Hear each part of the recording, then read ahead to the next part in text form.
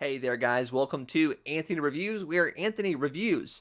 As we reach the end of 2024, it is that time to take a look back at some of the best action figures that the year had to offer. As I've done before, these are the top 10 figures that came out in 2024 that I purchased, and of course are my personal favorites. We'll have sort of figures from multitudes of lines, and well, let's just go ahead and get into it. You'll see what it's like. So at number 10, we have the Dassin Model Toys Brave Star figure, the sort of unofficial Brave Star figure. I've actually done a video on this guy, so if you'd like to see my sort of in-depth thoughts on him, feel free to check that video out. But as I said in that review, I'm not super familiar with Brave Star. I never really watched the show. I didn't have any of the toys. Really, I just have no connection to this character whatsoever. However, when this figure was shown off, it just really spoke to me. I just really liked the design. Something about his just very cartoony look, the colors, the proportions, it was very appealing to me. I mean, it's a space cowboy. There's just something kind of exciting about that sort of idea. And, you know, checking him out, he's very articulated, very fun to sort of play around with and everything. So it's just appealing. I got this very early on in 2024, and I really haven't stopped thinking about it since. I have it on my desk, and he's just an appealing figure, both in sort of looks and play value. So while I don't have a lot of connection to this lore and this character and its brand, I do think that they managed to make a very cool toy, even if it is unofficial. Then for number 9, we have the Marvel Legends Cable figure. Now, for 2024, it was a pretty good year to be an X-Men fan. You know, whether you were a fan of the cartoons or the comic books or whatever, there was a lot to sort of enjoy. And this Marvel Legends Cable is one of those things that I found really enjoyable about the year. This look, while also seen in the X-Men 97 cartoon on Disney+, it does take cues from his sort of Marvel vs. Capcom days, which I'm sure is a very big sort of nostalgia push for Hasbro and Marvel to kind of bring back that sort of 90s gamer feel. Just with the sort of general colors, with the very nice yellow, with a bit more of a sort of muted blue, I think that it looks really good. I love the head sculpt.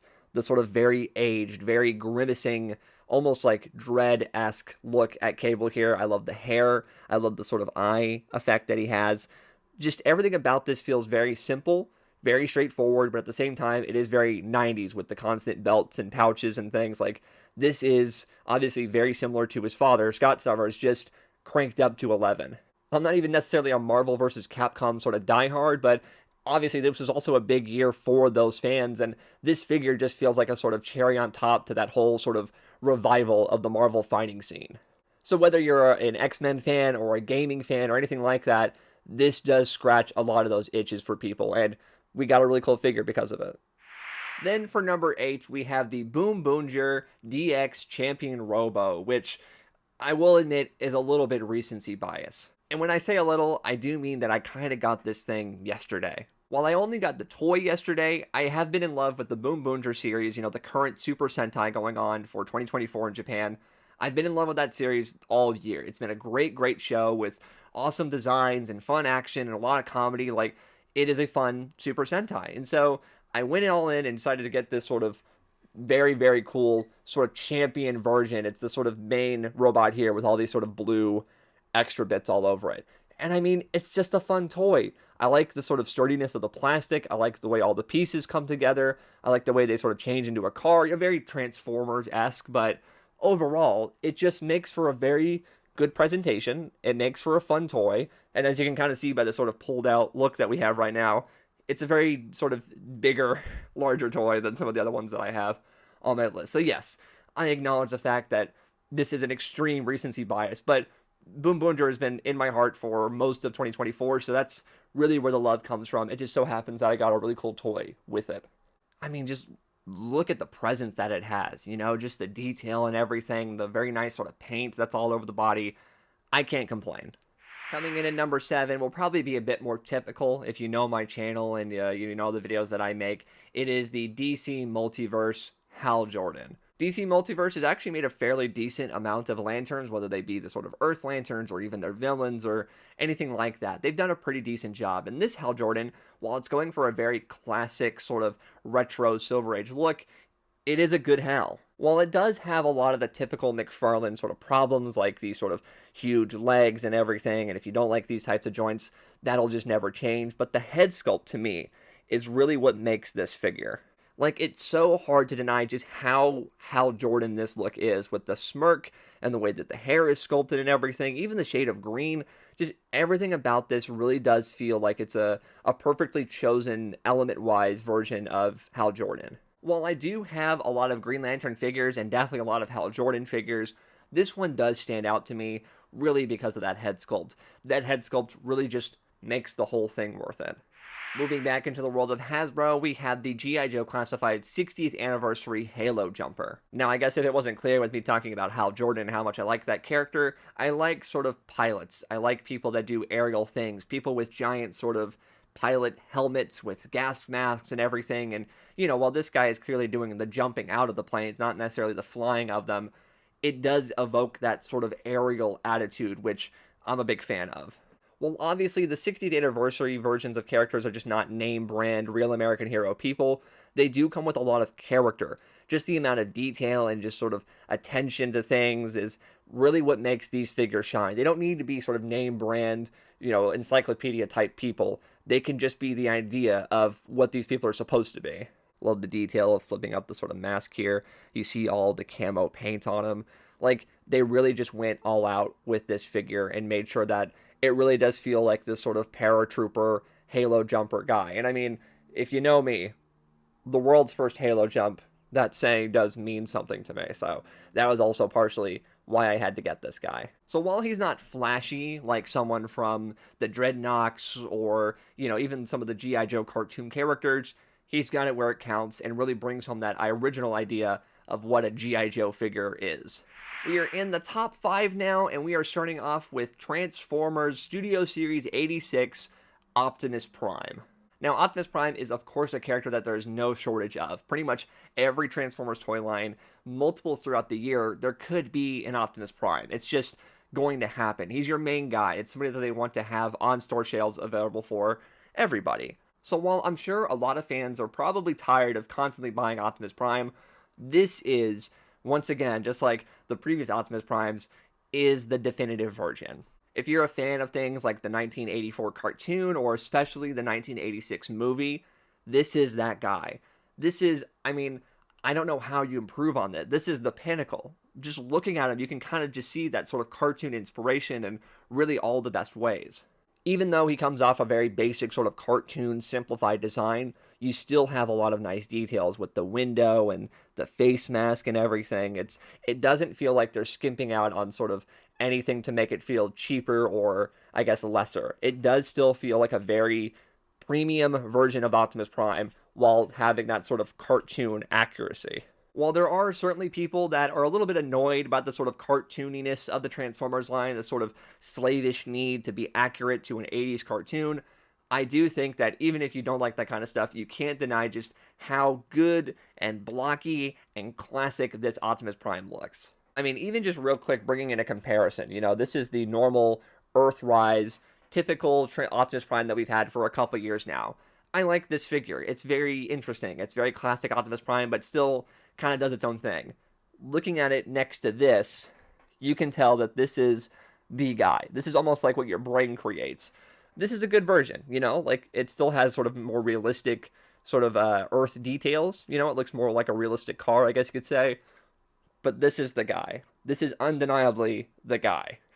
Let's return to the world of Super Sentai and check out the SH Figuarts C U Red coming in at number 4. If you watched a video I put out this year talking about my toy collecting hyperfixations, you'll probably know about how I started collecting SH Figuarts figures for things like Super Sentai and Kamen Rider. It was a thing.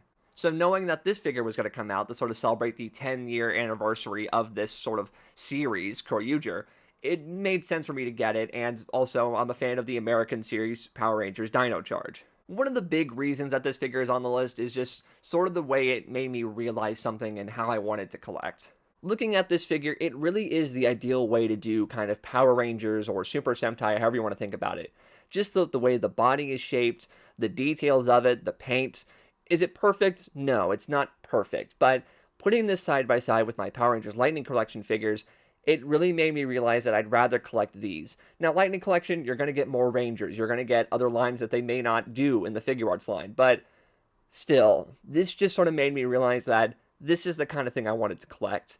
I didn't want to collect the sort of Hasbro 6-inch figures in terms of Power Rangers anymore when I had a sort of alternative to go on. So this was a big sort of decision-making figure for me personally. But I mean, just like with the tiny accessory of like the battery there, the details on the sort of saber, like there's just so much here that it just looks so good. And I liked the Lightning Collection figure, but this is just sort of undeniably better in every way.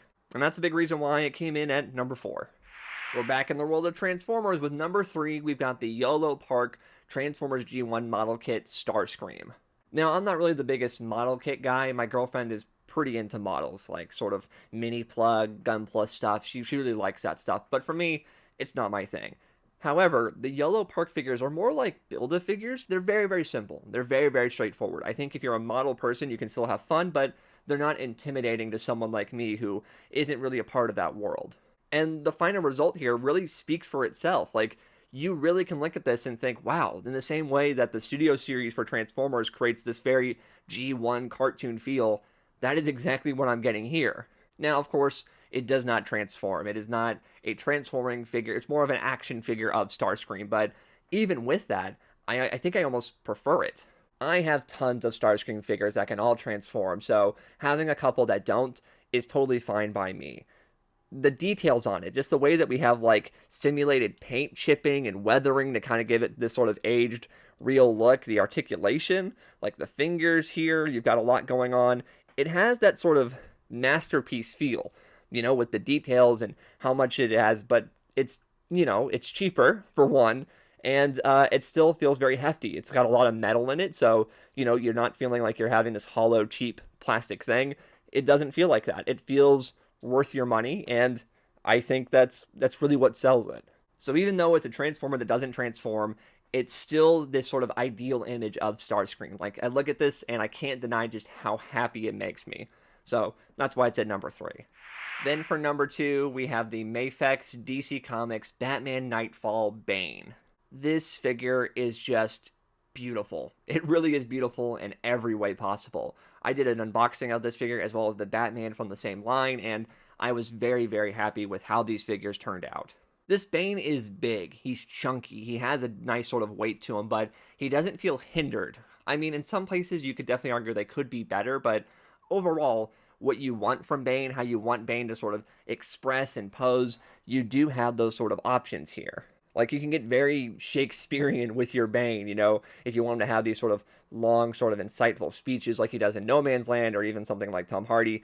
It does feel very appropriate, which, it's Bane. It's cool to have what feels like the ultimate Bane figure. Now, I'm not going to sit here and pretend like Bane is my all-time favorite character, and, it's like they had to get him right, but I do like Bane. I like his very simple look to him, and if I have to have just one Bane figure, I think I'm happy with having just this one. And finally, at number 1, I'm sure some of you saw this coming, it is of course the G.I. Joe Classified retro-carded Cobra Commander. Cobra Commander is my G.I. Joe guy. He's my all-time favorite. I have a nice collection of Cobra Commander things. He's just, that guy for me. And while Classified has done a number of Cobra Commanders before, they were very classified, they were very sort of changed and modernized and all those things, and I knew eventually at some point they would do a classic Cobra Commander. I didn't know they'd be doing it like this. So we knew we'd probably never get the hooded Cobra Commander again, and honestly, I'm fine with that. I like the hood, but I don't need it. We want to get that helmet just right. But I don't know any of us really assumed that we'd be getting this very reflective, very chrome face mask here. And that's really what just makes the whole thing worth it. I've got so many Cobra Commanders, and some are shiny and some aren't, but having this 6-inch figure with this metallic chrome face, like you can see me right there and the reflection, that's fun. I mean, he's got the classic look with the red stripe and the tight blue outfit, and like all that is good, all that is great, but the helmet truly makes it worth it. G.I. Joe Classified obviously has a lot of figures out every year. Like, they've really just reached a point where they can release so much, and I got quite a bit of Classified figures and even had one already on this list, but it's just an undeniable fact that I love Cobra Commander, and to get what is essentially the perfect Cobra Commander figure, I can't argue with that. Like, this is where my allegiance lies. It is a bias in the utmost degree, but that is the whole point of this top 10 list, right? It's my personal favorites, and this is my favorite. This video is brought to you in part by Hobby Link Japan.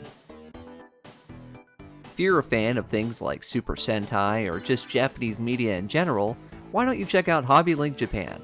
They've got figures, statues, and a whole horde of different kind of collectibles. Click the link down in the description below to check out Hobby Link Japan today. And there you guys go. This is my top 10 action figures of 2024. It was a pretty good year, I would say. A lot of variety, a lot of similar stuff. You know, obviously we've got multiple DC, multiple Transformers, that kind of thing. But still, there's a lot of stuff from different companies I was able to get into, and I think that provided a little bit of a spice, a little variety, like I said, to my sort of top 10 list. But thank you guys so much for watching this video. If some of your favorite figures made it on the list, feel free to let me know. If other figures, that you feel like should have been on the list or are your personal favorites, just go ahead and comment that down in the comment section. But thank you guys for a 2024 like this. This was honestly a pretty good year for me. You guys came out and watched these videos that I honestly worked pretty hard on, so it did feel a little rewarding to know that you guys liked what I did. Hopefully 2025 is even better. So subscribe for future videos, like the video, share it with your friends, and I guess that is pretty much it. Thank you guys so much for watching, and take care.